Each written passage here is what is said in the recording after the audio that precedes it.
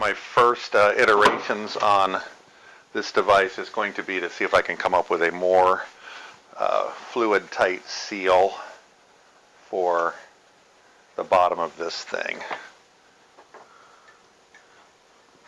I don't know if I can do this simply by gluing this clean out shut. If I can, great. If I can't, well, then I'll probably have to start over.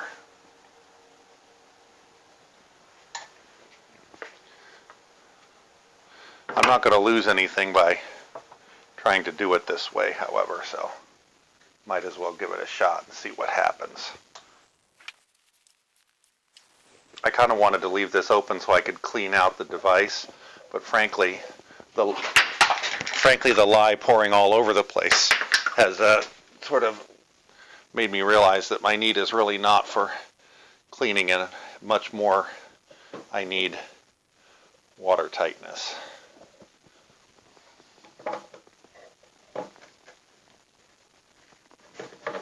So I'm going to give up the cleaning aspect and hopefully get the water tightness aspect. And if I don't, then I'll go back to the drawing board on another design.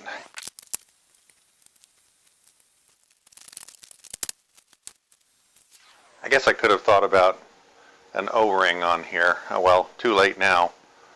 So let's let that set up and then we'll give it a pressure test. This time we won't do it with lye, we'll do it with water. Let's try a leak test. We'll give it the full hydraulic head here. I'll fill it up as far as I can possibly get it so that we can kind of comprehensively test the entire thing for leaks. This time, of course, we're using water instead of a dangerous skin dissolving compound. On my last attempt at this, I literally had to wash the entire countertop plus the floor with vinegar. I don't plan on doing that again. So let's give this 24 hours and see if we leak. So this is 24 hours later after I filled this thing with water and no leaks. I think it's time to address the next issue I have with this device.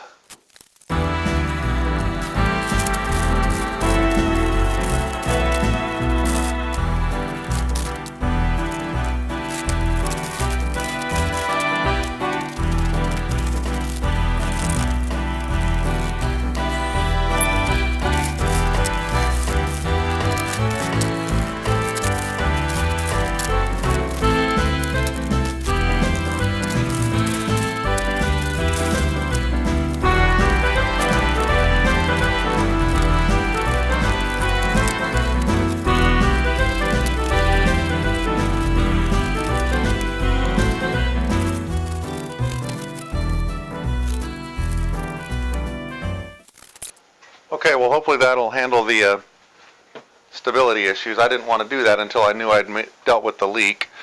Going to be hard to push this thing over now. So I'm slowly working my way through issues with my electrolysis apparatus. I've fixed the question of leaking. I think I've fixed the question of tippiness. So now it's time to work on the question of production of gas. Then I will work on collection and concentration of the gas. Something you don't see every day is a bucket of lye. Go ahead and refill my device and try reapplying electricity. See if we can work on the issue of production of gas. So I've applied my battery charger back to the question at hand.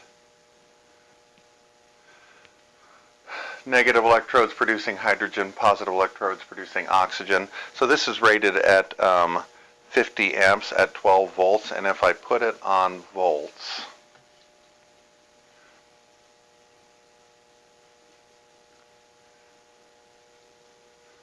So it looks like it's producing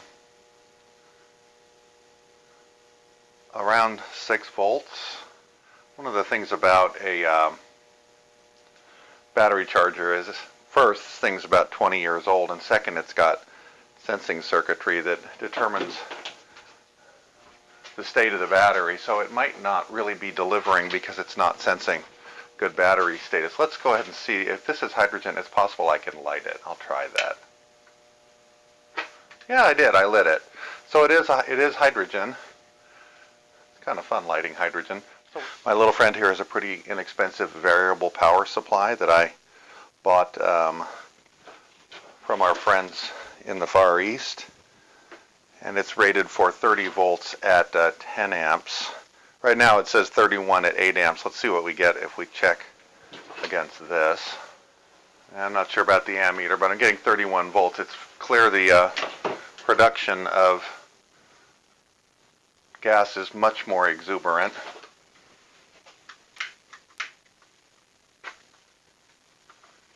Clearly getting hydrogen there.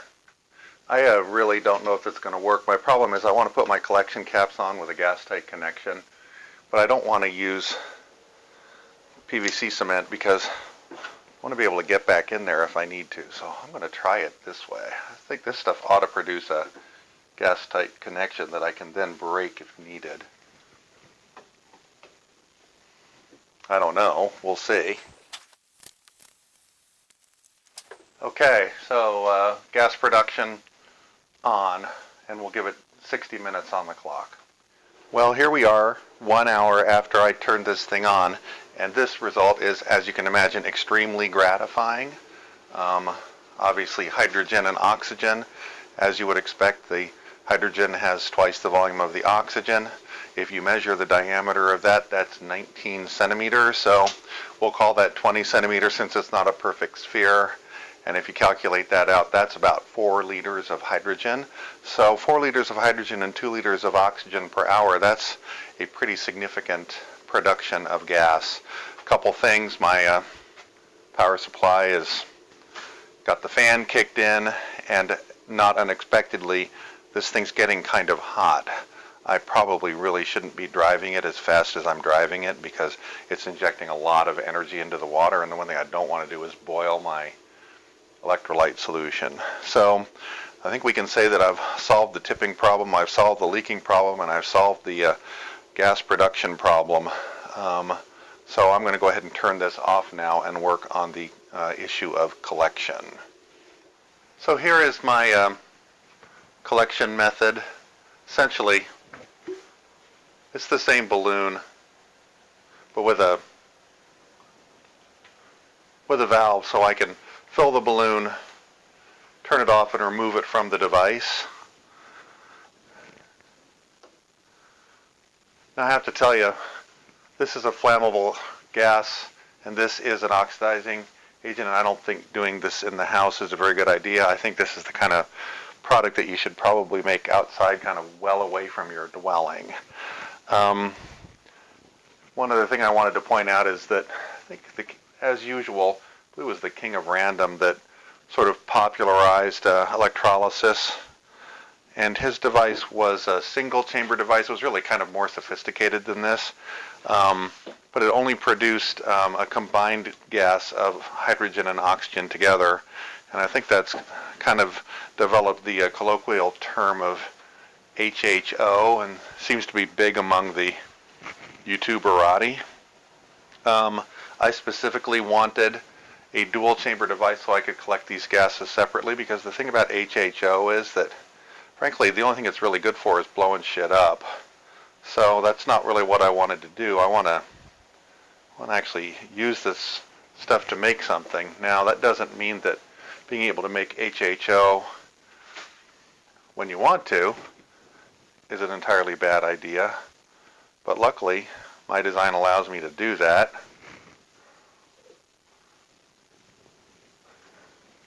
Just not in the house. Well, it's about 3 hours later. I'm pleased to note that even though my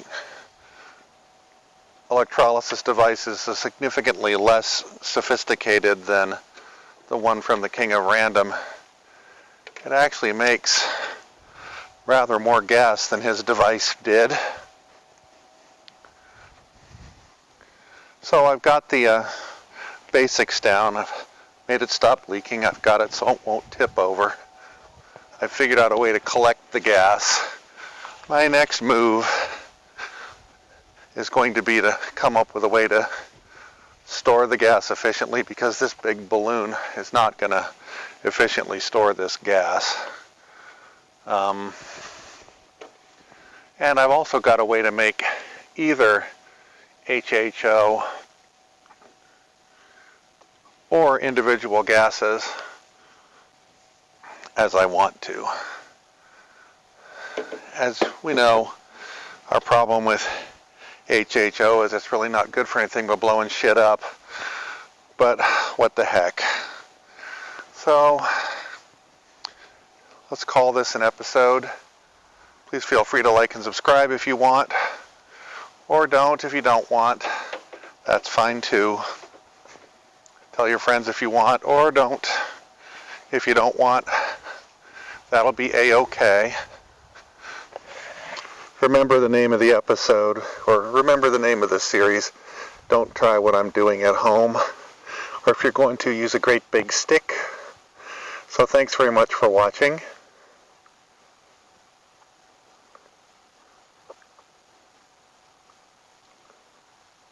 And have a great day.